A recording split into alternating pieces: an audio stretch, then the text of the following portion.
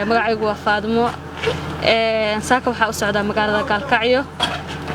runtii in muddo waxaan macmiil u ahaa shirkaddan Super Transportation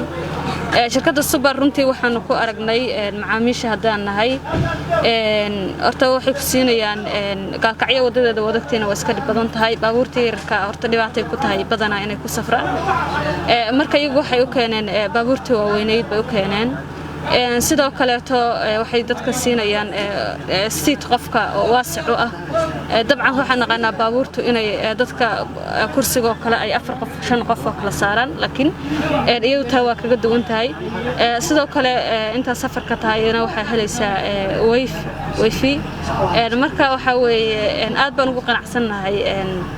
horumarka baaxadda la soo kordhisay shirkaddan waana u mahad celinaynaa